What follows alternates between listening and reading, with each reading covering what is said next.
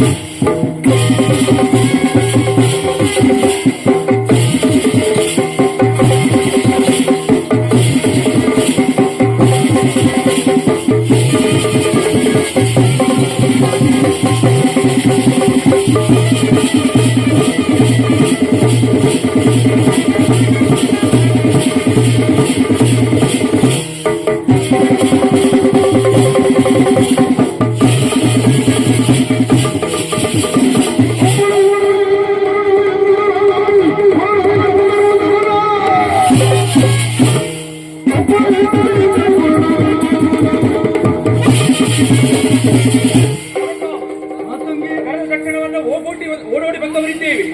ಹೇಳಿದ ಕಾರ್ಯವನ್ನು ಮಾಡುವಂತಹ ಸಾಮರ್ಥ್ಯ ನಮ್ಮಲ್ಲಿ ಉಂಟು. ಖಂಡಿತ ಹೇಳಿದ್ದೆ ಹೋದಂತಾದ್ರೆ ಕ್ಷಣ ಮಾತ್ರದಲ್ಲಿ ಮಾಡಿ ಮುಗಿಸುತ್ತೇವೆ.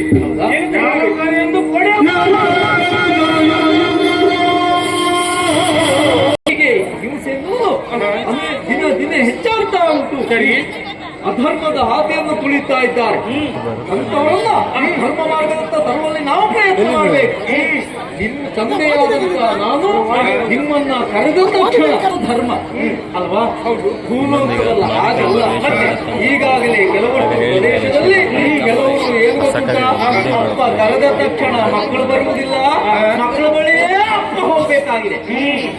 ಹೇಳಲಿಕ್ಕಿಲ್ಲ, ಅವ್ರು ಬೇರೆ ಪ್ರದೇಶಕ್ಕೆ ಹೋದ್ರು ಹೇಳಲಿಕ್ಕಿಲ್ಲ, ಅದುವೇ ಅಧರ್ಮ. ಖಂಡಿತವಾಗಿ ಹಾಗಾಗಬಾರ್ದು. ಹಿರಿಯವರು ಎನ್ನುವಂತ ಗೌರವ ಬೇಕು. ದೇವರು ಎನ್ನುವುದಾಗಿ ಆರಾಧಿಸಬೇಕು, ಪೂಜಿಸಬೇಕು. ಅವರಲ್ಲಿ ಭಯ ಹುಟ್ಟಬೇಕು.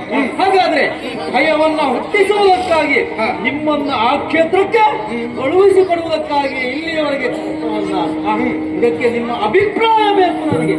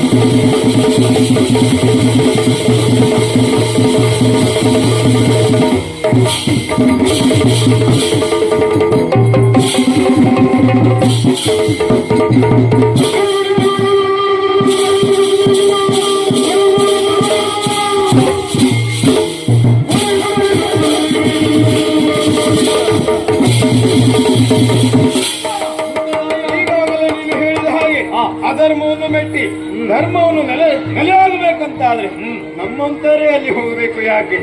ಯಾರಾದರೂ ಹೋದಂತಾದ್ರೆ ಅವರು ಹೆದರುವ ಹಾಗಿಲ್ಲ. ಅವರಿಗೆ ಹೆದರಿಸಬೇಕಂತಾದ್ರೆ ನಮ್ಮವರೇ ಬೇಕು. ಈಗ ಬರುವಾಗ ಯಾವ ರೀತಿಯಾಗಿ ಬೆಂಕಿಯನ್ನು ಉಗುಳುತ್ತಾ ಹೊಂದಿಯನ್ನ ಕೈಯಲ್ಲಿ ಹಿಡಿದುಕೊಂಡು ಈ ರೀತಿಯಾಗಿ ಅಪ್ಪರದಿಂದ ಬಂದ್ರಲ್ಲ, ಆ ಅಪ್ಪರ ಭೂಲೋಕದಲ್ಲಿ ಆಗ್ಬೇಕು. ಹೌದಾ? ಎಲ್ಲಿ ದುಷ್ಟರಿದ್ದಾರೋ ಅವರ ಸಮ್ಮುಖದಲ್ಲಿ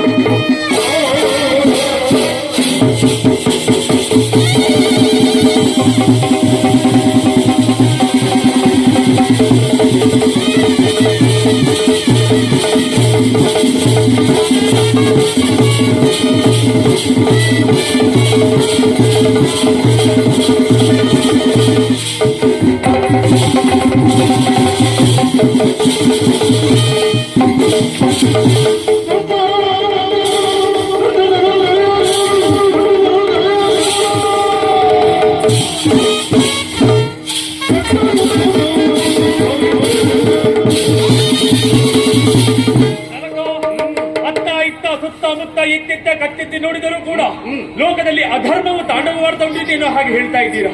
ಎಲ್ಲಿ ಸುಮನಾವತಿ ನದಿಯ ಉತ್ತರ ಭಾಗದಲ್ಲಿ ಅಧರ್ಮ ಎನ್ನುವುದು ತಾಂಡವವಾಡ್ತಾ ಉಂಟು ತಾನೆ. ಅದನ್ನು ಹೋಗಲಾಡಿಸಬೇಕು. ಧರ್ಮ ಎನ್ನುವುದು ಸ್ಥಾಪನೆ ಆಗಬೇಕು ತಾನೆ. ಸರಿ, ನಮಗ್ ಕೊಡಿ ಅಪ್ಪಣೆ, ಆಶೀರ್ವದಿಸಬೇಕು. ನಾವು ಮಾಡಿ ಬರ್ತೀವಿ. ಮಕ್ಕಳೇ, ಈಗಾಗಲೇ ನಿಮ್ಮ ತಾಯಿ ಅಂದ್ರೆ ಪಾರ್ವತಿ ಅಲ್ಲಿಯವರೆಗೆ ಆ ಕ್ಷೇತ್ರಕ್ಕೆ ಹೋಗಿದ್ದಾಳೆ. ನೀವು ಹೋಗ್ತೀರಿ. ಮುಂದೊಂದು ಸಮಯ ನಾನು ಬರ್ತೇನೆ, ಅದುವೇ ಈಶ್ವರ ಮಾರಿಕಾಂಬೆಯಾಗಿ ಇನ್ನು ಉಳಿದ ಪರಿವಾರಗಣಗಳಾಗಿ ಆ ಕ್ಷೇತ್ರ